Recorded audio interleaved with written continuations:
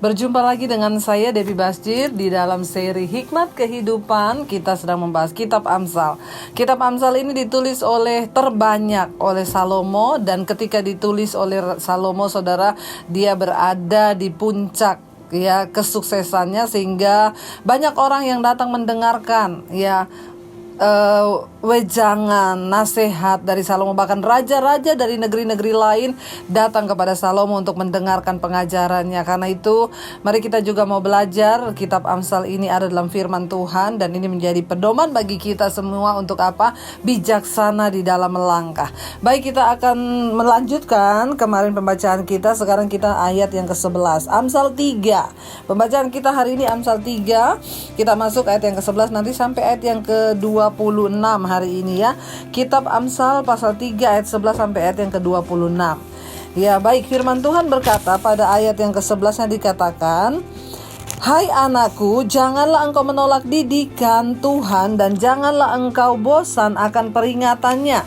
Ayat yang ke-11 berkata, "Hai anakku, janganlah engkau menolak didikan Tuhan, dan janganlah engkau bosan akan peringatannya." Ya, mari kita itu jangan menolak. Orang yang menolak didikan Tuhan itu pasti akan mendapat malapetaka. Kenapa? Masa didikan Tuhan ditolak? Kalau didikan orang tua saja pasti mendatangkan kebaikan, apalagi didikan Tuhan. Nah, didikan Tuhan itu datang dari mana? Dari hikmatnya, dari firman Tuhan ya.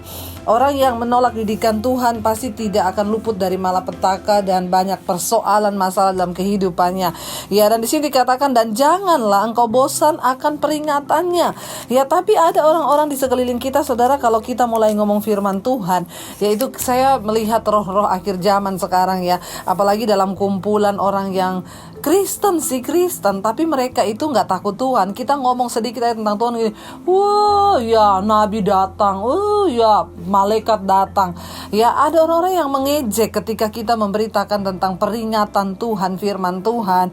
Ya, bahkan ya mungkin itu roh di akhir zaman yang sedang bekerja, menolak didikan Tuhan, menolak peringatan Tuhan, bahkan bosan. Ya, ada orang-orang itu kalau diajak berdoa kok bosan. Ya, bosan, masa doa terus, bosan, masa dengar firman terus. Ya, tapi kita bukanlah orang yang demikian. Kenapa, saudara? Karena hikmat itu ada dalam hati kita. Ayat yang berikutnya, ayat yang ke-12, karena Tuhan memberi ajaran kepada orang yang dikasihinya. Ya, kalau hari ini saudara dan saya bisa mendengarkan didikan, ya kalau hari ini saudara bisa mendengarkan ajaran dari kitab Amsal, kita artinya orang yang dikasihi Tuhan. Kenapa? Karena Tuhan itu mengajar orang yang dikasihinya. Jadi saudara, bukan secara kebetulan kita ada mendengar, bukan secara kebetulan hari ini kita suka mendengar firman Tuhan, karena kita orang yang dikasihi Tuhan dan dipilih. Saya percaya kalau kita ini gak dipilih oleh Tuhan, kita nggak mungkin punya hati yang mau sungguh-sungguh mencintai Tuhan. Kalau ada, makanya saya bilang semakin hari yang ikut mesbah doa itu semakin banyak. Saya percaya orang yang datang, yang mau komitmen untuk ikut mesbah doa tiap malam jam 8, itu adalah orang-orang yang dipilih oleh Tuhan, orang yang dikasihi oleh Tuhan. Makanya saudara, ya kita berkata seperti Daud berkata di Mazmur, "Terima kasih Tuhan, karena Engkau memilih kami untuk mendekat ke bait-Mu." Bahkan untuk bisa mendekat kepada Tuhan itu juga kita adalah dipilih oleh Tuhan. Karena itu kita bersyukur karena Tuhan mengajar orang yang Dia kasihi. Jadi bersyukurlah saudara karena hari ini engkau dikasihi Tuhan. Ayat yang ke-13 berkata begini, ayat 12 bagian B tadi dikatakan, ya Tuhan itu mengajar orang yang dikasihinya seperti seorang ayah kepada anak yang disayangi ya. Jadi Tuhan mengasihi kita seperti ayah mengajar anak yang dikasihinya. Ayat 13, berbahagialah orang yang mendapat hikmat, orang yang memperoleh kepandaian. Makanya kita bersyukur kalau hari ini kita tertarik belajar firman. Bersyukur kalau hari ini saya bersyukur juga orang-orang banyak, Bu, sejak saya mendengarkan khotbah ibu, saya baru mengerti tentang takut akan Tuhan. Saya baru mengerti, saya sudah lama jadi Kristen, tapi saya baru mengerti ternyata kita harus hidup takut Tuhan, harus punya hikmat. Berbahagialah saudara, kata firman Tuhan. Berbahagialah orang yang mendapat hikmat, orang yang memperoleh kepandaian. Ayat yang ke-14, karena keuntungannya melebihi keuntungan perak dan hasilnya melebihi emas. Wow, orang yang memperoleh hikmat, orang yang suka akan firman Tuhan, orang yang hidup takut akan Tuhan, berbahagia. Kenapa? Kita memperoleh keuntungan yang melebihi perak dan emas, ya. Kalau hari ini orang dunia mengejar kekayaan emas, perak, berlian semua, tapi orang yang takut Tuhan, yang memperoleh hikmat Tuhan, memperoleh sesuatu yang melebihi kekayaan dunia ini. Kenapa? Karena itu akan membawa kita kepada kehidupan yang kekal. Bahkan kita memperoleh berkat. Kenapa dikatakan lebih daripada memperoleh perak dan emas? Karena orang yang hidup takut akan Tuhan dan memiliki hikmat Tuhan, mereka hidup dalam damai, sejahtera dan sukacita. Dan itu yang tidak dimiliki oleh orang dunia. Hari ini banyak orang kaya, punya duit banyak, tapi gak ada damai, gak ada sukacita. Padahal kebutuhan utama manusia di dunia ini adalah damai, sejahtera dan sukacita. Dan orang yang hidup takut akan Tuhan, mereka diam dengan tentram dalam damai sejahtera. Ayat yang berikutnya, saudara, ayat yang ke-15 berkata begini, ya, ia lebih berharga daripada permata, apapun yang kau ingini tidak dapat menyamainya. Yes, sekali lagi, hikmat Tuhan, takut akan Tuhan, ya, firman Tuhan itu nilainya lebih daripada permata, berlian, manapun yang kita ingini. Karena itu saya itu nggak pernah iri melihat orang pakai emas, berlian. Dan saya mau bilang buat ibu-ibu hari ini, jangan hanya mengejar kekayaan jasmani. Jangan bangga waktu kita pakai berlian, wah harganya berapa, 2,5 miliar. Jangan bangga ketika kita pakai tas yang 1 M. Ya, orang-orang yang menaruh rasa bangga kepada perhiasan lahiriah itu, jiwanya itu belum dipulihkan Tuhan. Kita bangga hari ini, kenapa? Karena kita memiliki sesuatu harta yang nilainya jauh daripada kekayaan, yang nilainya jauh. Makanya saya gak pernah minder, saudara. Saya ada di perkumpulan ibu-ibu sosialita yang pakai tas 1 M, 2 M, saya gak pernah minder. Saya datang pakai tas yang tidak ada mereknya. Kenapa? Saya bangga karena saya memiliki harta di dalam diri saya yang melebihi berlian yang mereka pakai 2,5 M, mungkin melebihi tas yang mereka pakai. Ya, jadi adalah salah kalau pernah ada seorang suami yang berkata kepada saya, Bu, saya bukan melarang istri saya itu ikut persekutuan, Bu, tapi dia setiap kali ikut persekutuan, Bu, minta beli tas baru. Nah, tasnya kalau dia minta beli yang cuma harga jutaan, saya oke. Ini yang ratusan juta, Bu. Saya bilang, kamu bisa pakai tas yang kemarin kamu pakai. Kan saya udah pakai itu. Teman-teman saya di persekutuan itu, mereka tasnya ganti setiap bulan. Wah, ini sakit jiwa, saudara, ya. Mari kita itu mulai dengar firman Tuhan bilang, hai ibu-ibu, bahkan hai bapak-bapak yang masih mengejar harta duniawi, yang masih membanggakan permata. Ini ayat ini berkata, kenapa kita berbahagia waktu kita memperoleh hikmat? Karena keuntungannya melebihi keuntungan perak, dan hasilnya melebihi emas, dan ia lebih berharga daripada permata, apapun yang kau ingini yang dapat menyamainya. Wow, ya, jadi berbahagialah kita ketika engkau memperoleh hikmat itu. Engkau jadi orang yang sangat kaya, lebih daripada orang kaya di dunia ini. Kenapa? Karena ada harta yang kita punya di dalam diri kita, yaitu yang melebihi nilai batu permata apapun, yang mungkin bahkan tidak dimiliki oleh orang-orang kaya, saudara, ya. Bersyukur hari ini engkau mendengarkan hikmat Tuhan. Ayat yang berikutnya, ayat yang ke-16 berkata di sana, umur panjang ada di tangan kanannya, dan di tangan kirinya kekayaan dan kehormatan. Orang yang hidup takut akan Tuhan punya umur panjang di tangan kanan, kekayaan, kehormatan di tangan kiri. Kenapa? Kekayaan dan kehormatan di tangan kiri. Tangan kiri ini cenderung dikatakan tangan yang lemah, ya. Rata-rata orang normal itu tangan kanan ini tangan yang kuat, ya. Makanya ada pujian yang berkata, dengan tangan kanannya Tuhan memegang kita. Ya, tangan kiri ini tangan yang lemah, saudara. Alkitab berkata, kekayaan, hormat ditaruh cuma di tangan kiri. Artinya apa? Sewaktu-waktu mudah lepas. Tetapi umur panjang ada di tangan kanan orang-orang yang hidup takut akan Tuhan. Artinya apa? Tuhan memegang kendali atas hidup kita. Gak usah terlalu takut sama virus corona. Hidup mati dikuasai Tuhan. Tetapi kita juga harus berjaga-jaga. Jangan mencobai Tuhan. Udah tahu di luar lagi corona, keluar tanpa masker, ya. Oh, ada jemaat yang tanya sama saya, Bu, ya, pendeta saya suruh tetap beribadah. Katanya gak usah takut, ya, kita harus beriman, datang saja ibadah. Gak bisa, saudara. Itu namanya mencobai Tuhan. Kita masih ada di dunia ini. Ayat yang berikutnya di sana dikatakan, saudara, ayat yang ke-17 17, jalannya adalah jalan penuh bahagia, segala jalannya sejahtera semata-mata. Orang yang memiliki hikmat Tuhan dan hidup dalam takut akan Tuhan, di sana dikatakan segala jalannya adalah sejahtera semata-mata.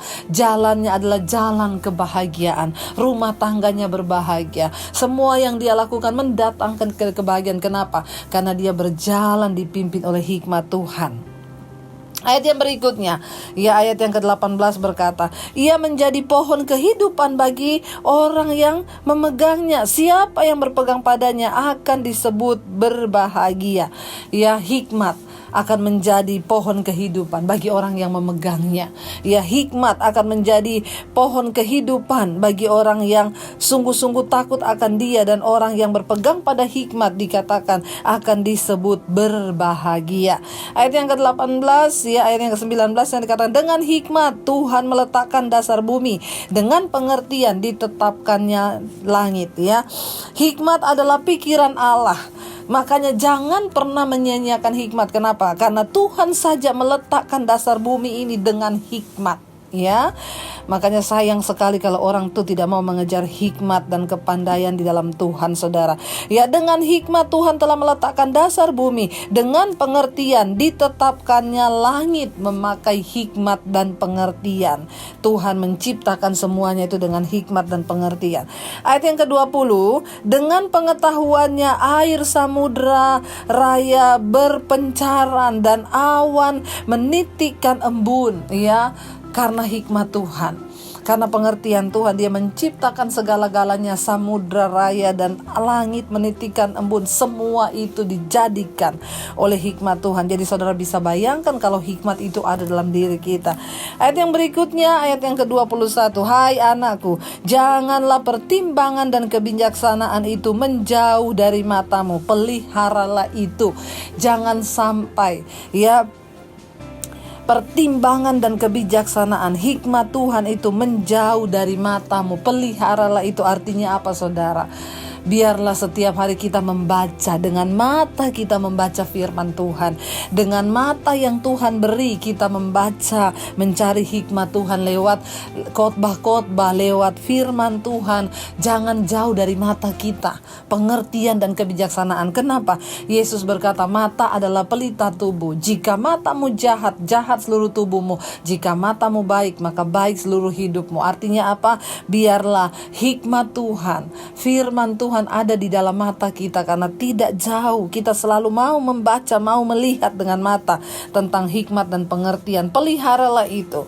Ayat yang ke-22 di sana dikatakan, maka itu akan menjadi kehidupan bagi jiwamu dan perhiasan bagi lehermu. Biarlah perhiasan kita bukan secara lahiriah memakai berlian, emas dan lain sebagainya, tapi yang mahal-mahal kita pakai hikmat menjadi perhiasan leher kita, dan kita memakai pengetahuan. Kita berbangga bukan karena mahalnya perhiasan yang kita pakai, terutama buat ibu-ibu bertobat. Bukan saatnya lagi di zaman sekarang kita semuanya stay at home, bahkan kita nggak bisa pakai berlian kita nggak bisa pakai tas mahal kita, semua itu hanyalah sesuatu yang akan binasa. Jangan dikejar. Ayat yang berikutnya, saudara, dikatakan ayat yang ke-23, maka engkau akan berjalan di dalam jalanmu dengan aman, dan kakimu tidak akan terantuk. Ketika kita menjadikan hikmat, pengertian, kebijaksanaan firman Tuhan, hikmat Tuhan menjadi perhiasan kita, maka kita akan berjalan dengan aman, dan kaki kita tidak akan tersandung atau terantuk. Ayat yang ke-24 di sana dikatakan, ayat yang ke-24, jikalau engkau berbaring, engkau tidak akan terkejut, tetapi engkau akan berbaring dan tidur nyenyak.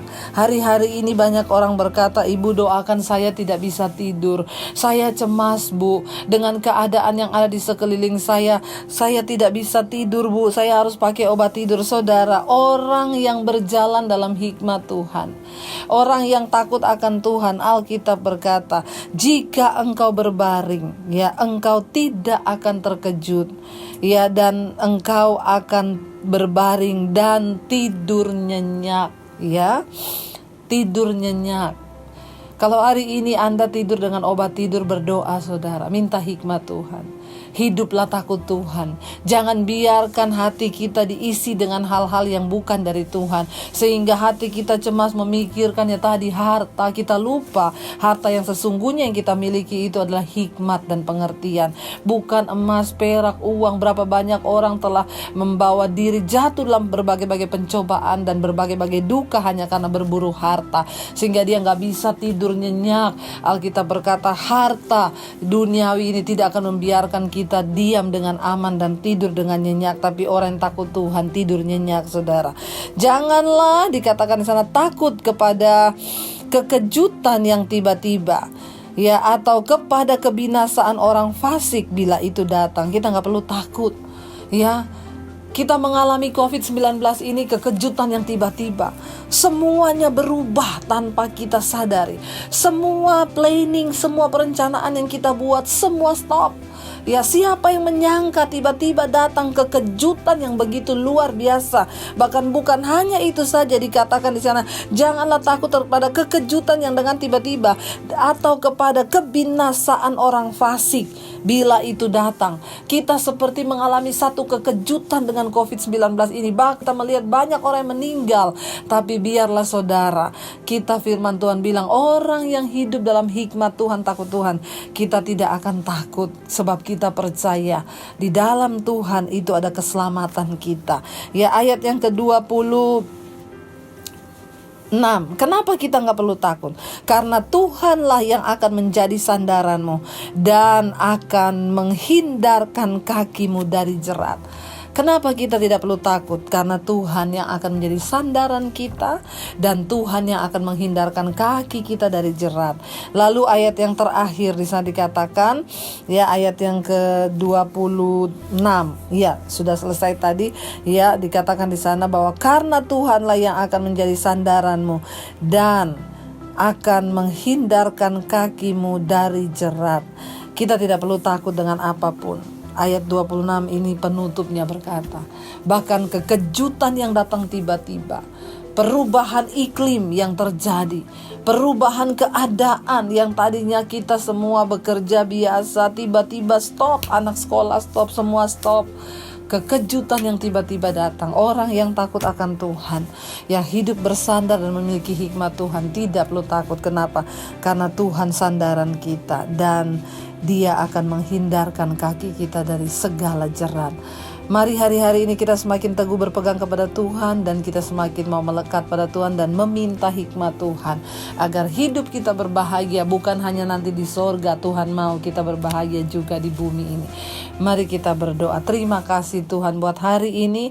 Engkau sudah memberikan kami sebuah pemahaman dari kitab Amsal pasal yang ketiga ini, ayat yang ke-11 sampai ayat yang ke-26. Terima kasih Bapa, Engkau memberikan kami pemahaman begitu banyak hikmat yang sudah kami pelajari. Dan kami juga mohon ampun kalau ada begitu banyak kesalahan yang sudah kami perbuat tanpa mengetahui hikmat Tuhan. Ampuni setiap keputusan yang salah yang sudah kami ambil. Ampuni setiap sikap yang salah yang sudah kami lakukan. Ampuni kalau selama ini hati kami melekat pada harta duniawi dan kami bangga dengan perhiasan-perhiasan duniawi. Kami lupa bahwa hikmat itu lebih berharga daripada semua batu permata yang diinginkan manusia. Karena itu Tuhan, biarlah harta itu menjadi harta yang tersimpan dalam hidup kami. Dan hikmat dan pengertian takut akan Tuhan itu yang akan kami wariskan kepada anak cucu kami dan kepada sahabat-sahabat kami. Jangan biarkan kami hanya berdiam diri, tapi berikan kepada kami keberanian untuk membagikan harta terpendam ini kepada orang lain, supaya orang lain juga boleh menemukan arti hidup yang sesungguhnya di dalam Tuhan. Terima kasih Bapa, kami berdoa dan bersyukur buat hari ini. Hamba berdoa buat setiap umat-Mu, tuntun mereka di dalam segala jalan kebenaran-Mu. Dan kami percaya orang yang dipimpin oleh hikmat, kami menjadi orang yang bijaksana karena kami melangkah di dalam takut akan Tuhan. Terima kasih Bapa, dalam nama Yesus kami sudah berdoa dan bersyukur. Haleluya, amin. Tetaplah miliki hikmat Tuhan supaya engkau melangkah dengan bijaksana dalam hidup ini, karena hikmat akan menghindarkan engkau dari segala jerat dan tipu muslihat. Tuhan memberkati dan tetap semangat. Shalom. God bless.